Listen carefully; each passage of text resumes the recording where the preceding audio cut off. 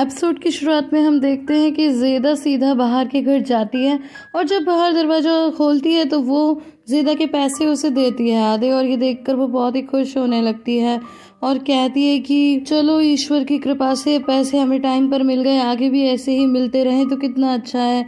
लेकिन बाहर साफ मना कर देती है और कहती है कि ये आखिरी था, मैं वहाँ काम नहीं करूँगी, मैंने तुम्हें फ़ोन पर बताया था ना कि वो आदमी मुझे ठीक नहीं लग रहा। तो बोलती कैसे, बोलती है मैं ये बता नहीं सकती, लेकिन कुछ न कुछ गड़बड़ तो थी।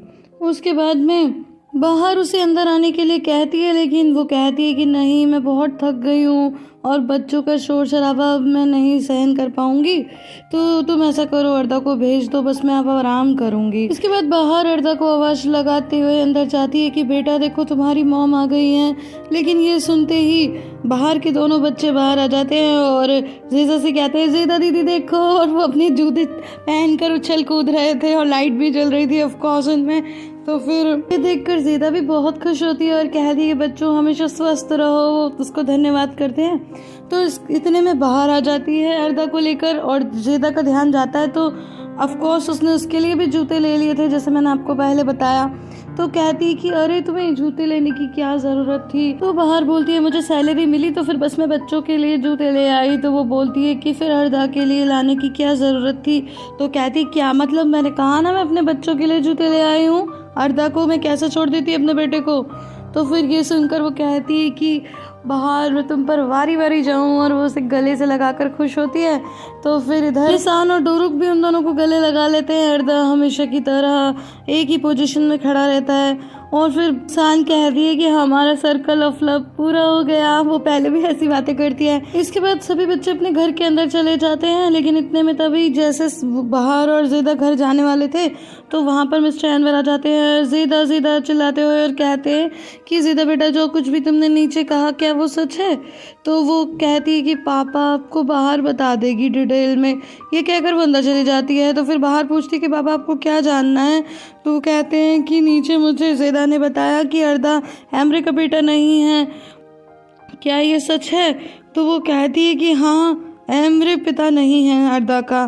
तो इतने में वहाँ पर शीरीन आ जाती है और शीरीन ये सब कुछ सुन लेती है और खुश होने लगती है। कहती क्या, ये क्या कह रही हो, मतलब कि एमरे को बेवकूफ़ बना रही थी ज़ेदा। तो मिस्टर एनवर कहते हैं कि तुम चुप नहीं रह सकती, बच्चे सुन लेंगे।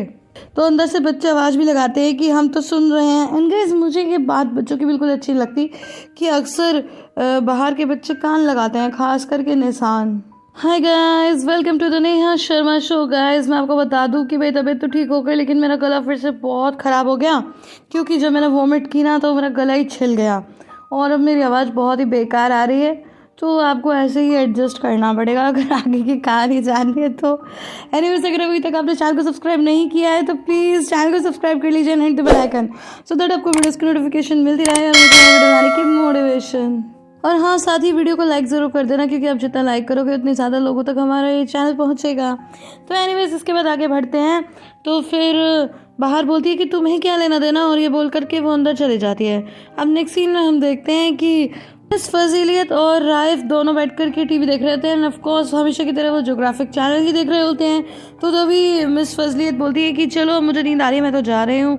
लेकिन उनकी नज़र उसकी व्हील चेयर के व्हील्स पे पड़ती है। तो वो बोलती हैं कि अरे ये मिट्टी में कैसे सन रहा है। तो वो बोलते हैं कि मैं बाहर गया था। बोलती है क्या, बाहर गए थे, पर कैसे। बोलते कि ज़ेदा मुझे ले गई थी। तो बोलते ज़ेदा ले गई थी, ऐसे कैसे ले गई थी। तो वो बोलता है कि बल्कि मुझे कहना चाहिए कि वो मुझे फोर्सफुली ले गई थी। बोलती है क्या, ये तो मैं पहली बार सुन रही हूँ, ऐसे कैसा तुम्हें फोर्सफुली ले गई, तुमने मुझे क्यों नहीं फ़ोन किया। तो फिर वो याद करने लगता है कि वो कैसे ले गई थी। तो उसके बाद दिखाते हैं कि राइफ शर्ट पहन रहा था कि तभी वहाँ पर ज़ेदा आ जाती है। तो वो बोलता है कि तुम बिना नॉक किए नहीं आ सकती, ऐसे कैसे तुम रूम में आ जाती हो। तो वो बोलती है ठीक है डार्लिंग, इसमें ऐसा क्या है जो मैंने पहले नहीं देखा है। तो उसका मतलब था कि वो ऐसे पहले भी लोगों को बगैर शर्ट के देख चुकी है। मुझे नहीं पता क्या मतलब था। तो एनीवेज फिर वो बोलती कि चलो अब जल्दी जल्दी तैयार हो जाते हैं और चलते हैं बाहर। तो बोलता है कि मुझे कहीं नहीं जाना। तो बोलती है कि हाँ ठीक है, जल्दी से उसको शर्ट ही पहना देती है, उसके बटन बंद कर देती है और बोलती कि चलो अब तुम्हें स्वेटर भी मुझे पहनाना पड़ेगा, चलो, और जल्दी से उसको बाहर ले जाती है। और फिर मिस फजीलियत पूछती हैं कि आखिर तुमने मुझे फ़ोन क्यों नहीं किया, तो वो कहता है कि मैंने आपको फ़ोन नहीं किया क्योंकि मुझे अच्छा लगा बाहर ले जाना। ये सुनकर मिस फजीलियत बहुत ही खुश होती है और कहती है कि क्या तुम्हें अच्छा लगा, चलो फिर गुड नाइट, और जाने लगती हैं। और एक बार पलटकर फिर से उसकी तरफ देखती हैं क्योंकि वो राइफ के इस व्यवहार से बहुत ही हैरान थी, क्योंकि काफ़ी टाइम से वो बहुत ही चिड़चिड़ा था, लेकिन आज वो बहुत खुश था। उनके जाने के बाद राइफ एक बार फिर से सोचना शुरू करता है और हमें एक फ्लैशबैक दिखाया जाता है जहाँ जब जेदा उसे ले जा रही थी तो वो कहती कि अरे रास्ते सच में बहुत ही उबड़ खाबड़ होते हैं, साइड में ले जाओ तो। और किसी ने अपनी कार गलत तरीके से पार्क कर रखी थी, मतलब आधी फुटपाथ पे आधी रोड पे। अब चूंकि जेदा राइफ को फुटपाथ के रास्ते से ही लेकर जा रही थी तो उसे ये देखकर बहुत ही गुस्सा आता है, तो वो क्या करती है, जाती है और सीधा कार का वाइपर तोड़ देती है और इधर उधर फेंक देती है। अब गाइस ये सब बातें वो सोच रहा होता है और मुस्कुरा रहा होता है, और मुझे लगता है कहीं ना कहीं राइफ ज़ेदा कुछ चाहने लगा है।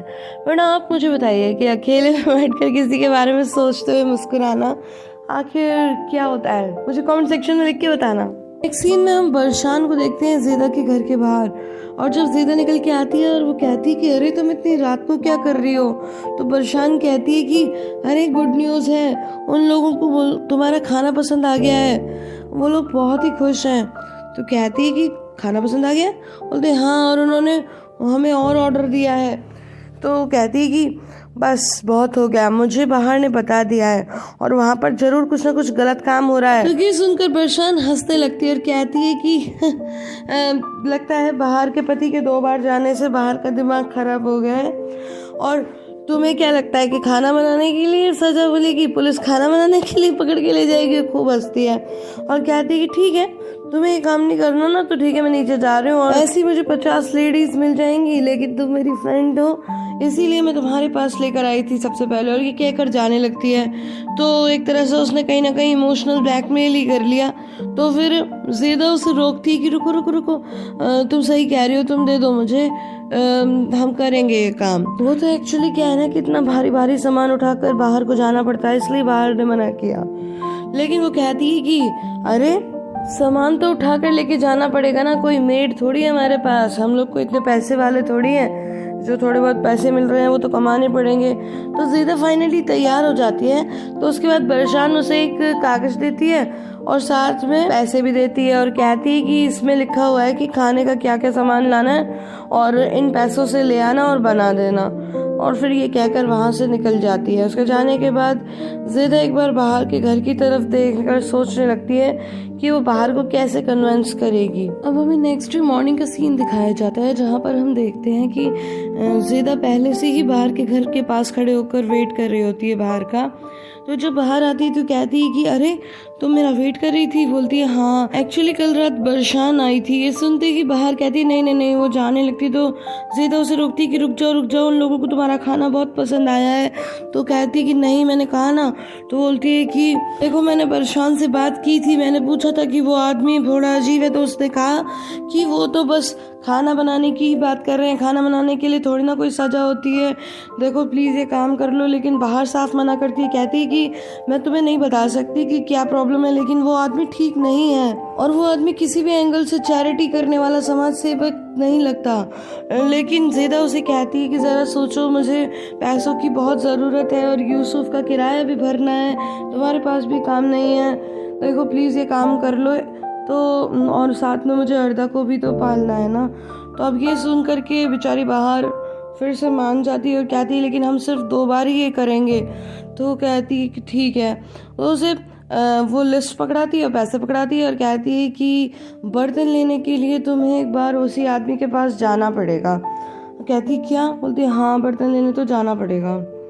और फिर वो वहाँ से चली जाती है। वेल गाइस, मैं सोच रही थी कि अगर ईश्वर ना करे, लेकिन मैं अगर बाहर की जगह होती तो मैं साफ मना कर देती, क्योंकि किसी बड़ी मुसीबत में फंसने से कई ज़्यादा अच्छा है कि थोड़ी देर के लिए आपकी फ्रेंड ही आपसे नाराज़ हो जाए।